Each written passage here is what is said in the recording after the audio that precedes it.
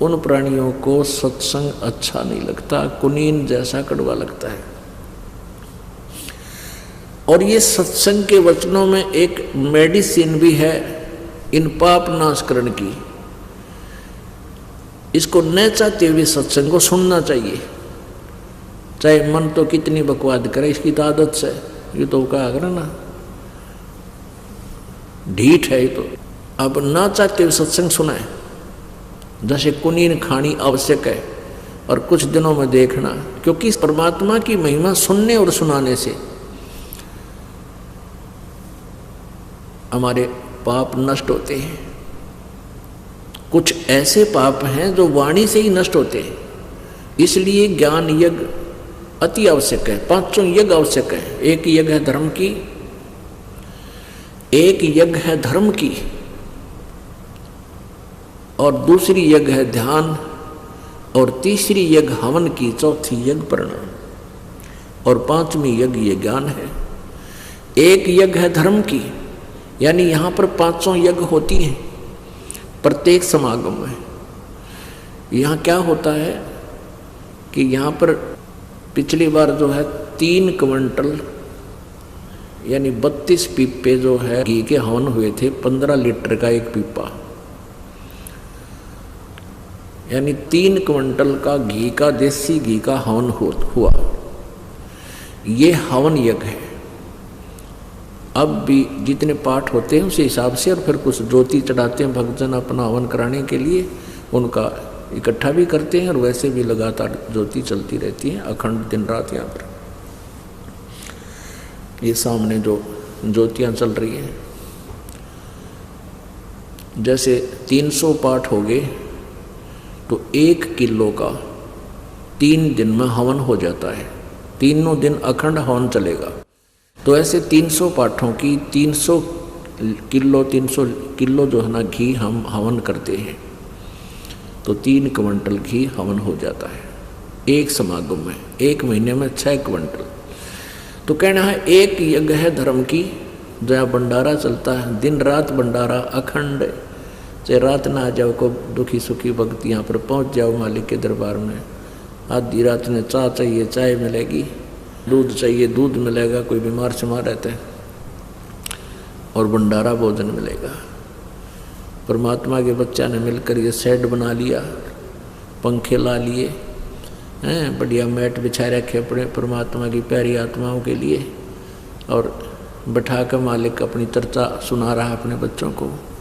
तुम कितनी पुण्यात्मा हो सोच नहीं सकते, क्योंकि लाल को अपनी कीमत का पता नहीं होता, जोरी समझता है। इस दास को मालूम आप कितने पुण्यात्मा हो, चाहे कोई रिक्शा चालक है, चाहे गरीब है, चाहे अमीर है।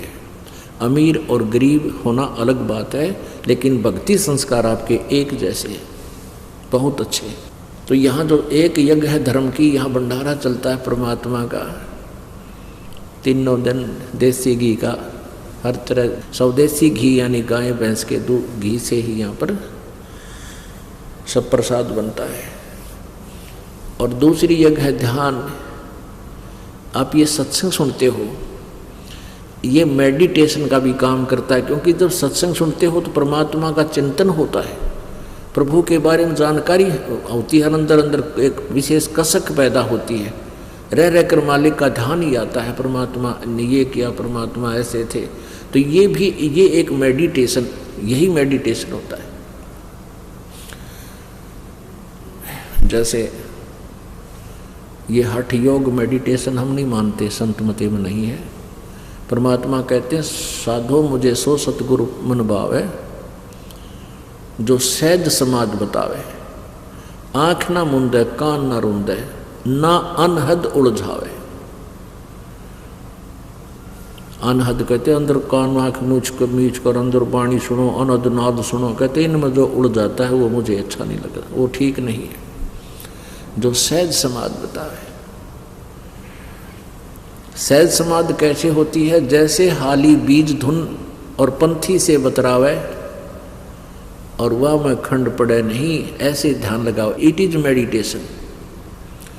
जैसे हाली बीज बोता है, हल के पीछे, बैलों के पीछे एक हल होता है, हल के पीछे एक पाइप सी होती है जिसमें अगर बीज छोड़ा उसने ओरना बोला कर, और जैसे रास्ते के साथ साथ उसने हल जोत रखा है, और कोई अतिथि आ जाता है, पंथी राह चलता, और कोई बात पूछता है, रास्ता पूछता है, तो वो उससे बात भी कर रहा है और साथ में एक हाथ से बीज को छोड़ता हुआ अपने हल को नहीं रोकता। वो उसका ध्यान तो अपने बीज में है, हाथ ऐसे सेट कर रखा है उसने, उसका ध्यान है, बैलों को भी टोक देता है और उस पंथी को रास्ता भी बता रहा, आप सीधे चले जाना, आप ऐसे करना, लेकिन रह कर ध्यान उसका बीज छोड़ने पर है, कहीं ज़्यादा कम ना छूट जा हाथ से।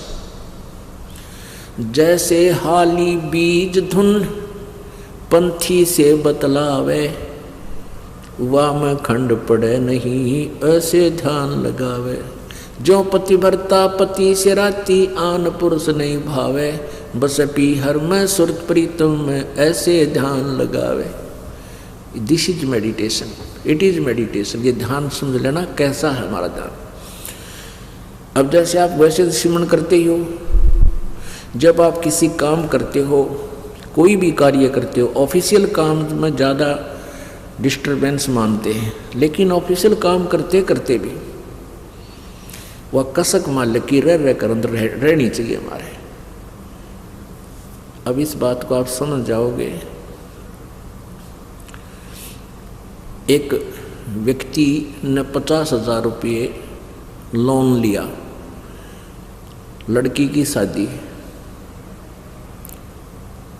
और सारी व्यवस्था करनी थी, तिजोरी में यानी सेफ में रख दिए, और चलते समय कहीं जाना था निमंत्रण देने के लिए, सेफ खोल कर किराया निकाला, और जल्दी का मारा कि किसी कारण से वो लॉक करना भूल गया सेफ को, और पहुंच गया 200 किलोमीटर।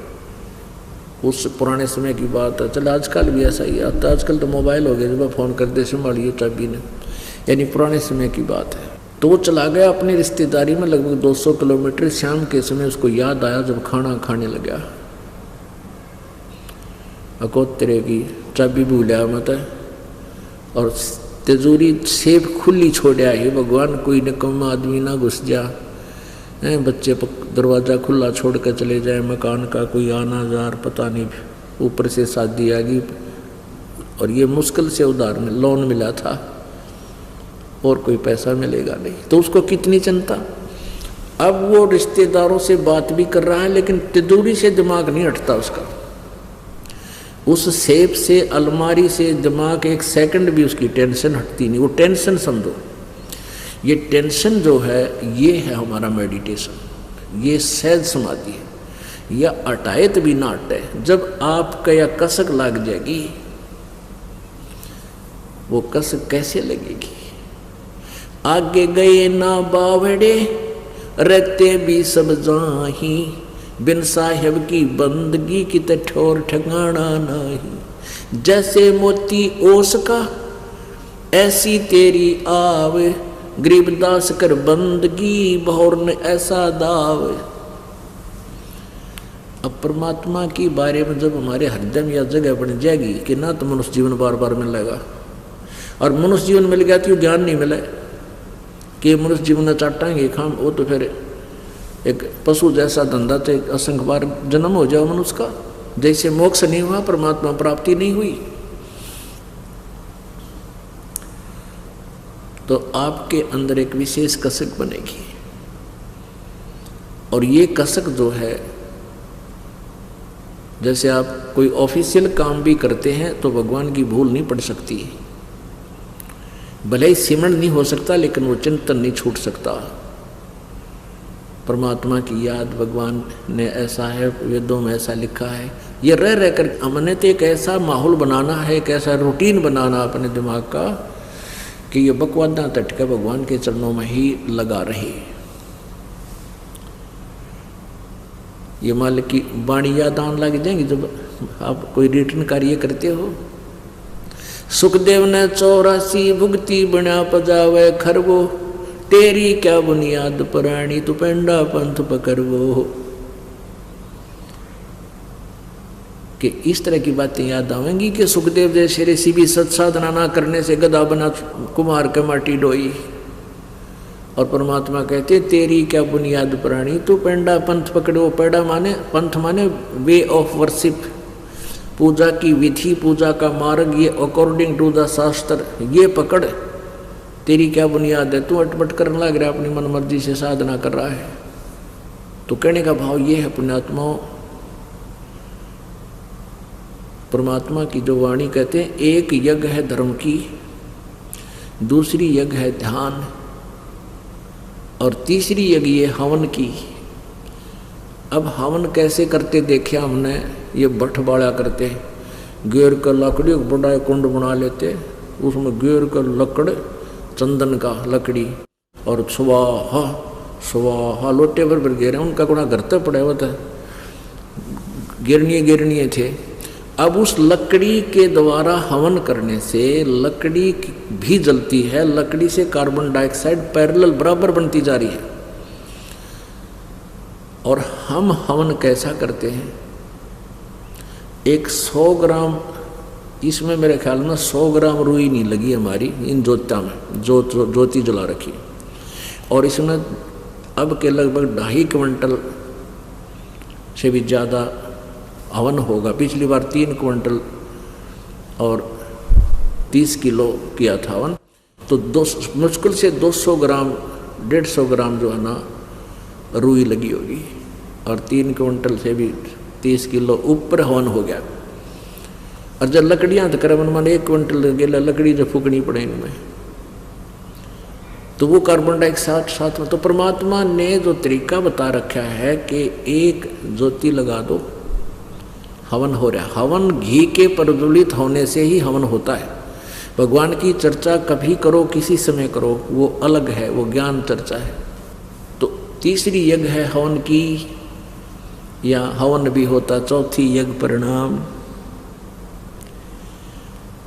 एक प्रणाम करने से भी एक यज्ञ का पुण्य आपको प्राप्त होता है, पर हृदय से जो देखा देखी नहीं लौटना है कि सारे लौटे हैं मैं भी लेट जाऊं, प्रणाम करना है ना, बूंदा सा लगूंगा एकला खड़ा रहा था, ये कोई प्रणाम नहीं है, उसका अकाउंट नहीं होगा।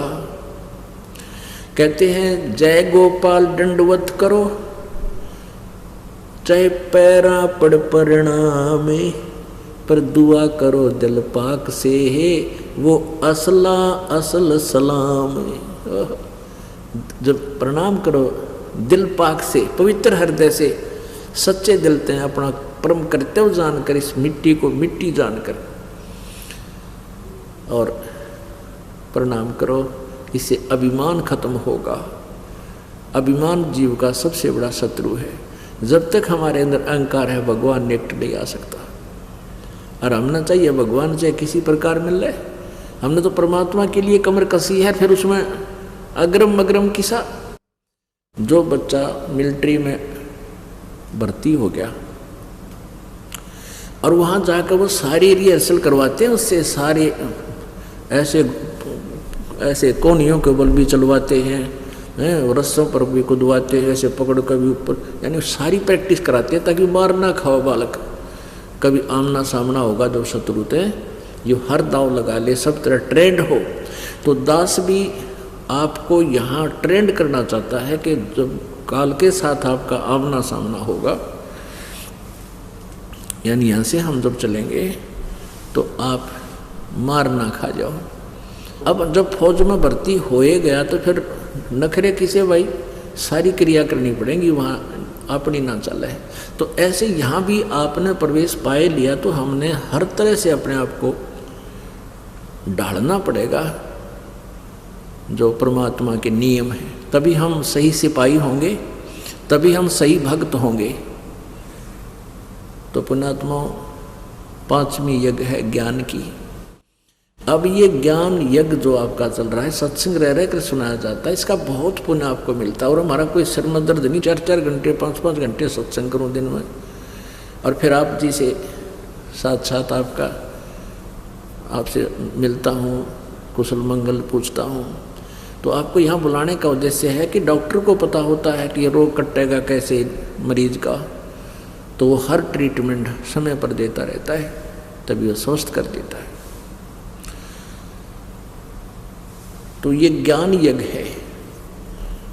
तो कहते हैं तुलसी पिछले पाप से हरि चर्चा ना बावे, अच्छी नहीं लगे, और जैसे जबर के बेगते भूख विदा हो जाए। कुछ ऐसे पाप हैं जो सत्संग के श्रवण करते हैं या शारीरिक सेवा करने से ही समाप्त होते हैं, उनका और कोई विकल्प नहीं। तो फिर क्या होगा कि कुछ दिनों के बाद आपने इतनी भूख लगेगी, आप डटे नहीं डटो। वही व्यक्ति जो पहले आध घंटा भी नहीं सुन सका था माल्य की वाणी को, अब वो ना सोचा 2 घंटे के बाद भी आगे और क्या बताओगे गुरु जी, कौन सी कथा सुनाओगे। तो ये भूख लगी, आप स्वस्थ, आपकी आत्मा स्वस्थ होगी। और आपके मन में मान ले कभी भी साल में 2 वर्ष में ये आने लगा कि ये कथा तो मैंने सुन रखी है, गुरु जी ने फिर वही सुना दी, तो समझो आप फिर अस्वस्थ हो गए, आपके ऊपर कोई कर्म की मार ज़्यादा होगी। अब जैसे सुबह रोटी खाई थी आपने, रोटी वही है, सब्जी फिर बदल हो सकता है थोड़ा बहुत, और सुबह भूख लगी और शाम को फिर वही रोटी। अगर आपने ये लगा कि ये रोटी तो खाई नहीं थी सुबह, यानी अरुचि होगी आपकी, तो समझो आप फिर बीमार हो लिए, आपके कहे तो बदहजमी होगी या कोई बुखार घेरने वाला है। तो उसका ट्रीटमेंट क्या है। जैसे अब ये सत्संग आप सुन रहे हो और ऐसा लगता है कि ये कथा तो बहुत बार सुन ली, गुरु जी पिछली बार भी ऐसा सुनाया था। अरे 100 बार सुन ले, सुबह रोटी खाई भूख लगी, शाम में फिर भूख लगी है तो आप समझ तो नहीं, तो आपकी आत्मा पर फिर कोई ज़बरदस्त दबाव आ गया। उसका ट्रीटमेंट क्या है, उसका विकल्प क्या है कि ना चाहते हुए सत्संग को सुनता ही रहना चाहिए। फिर 1-8 घंटे के बाद देखना आपकी कैसे रुचि बढ़ती है, क्योंकि ये साथ में मेडिसिन का काम भी करते। अब परमात्मा क्या बताया करते हैं, वेद कतेब झूठे ना भाई, झूठे हैं जो समझे।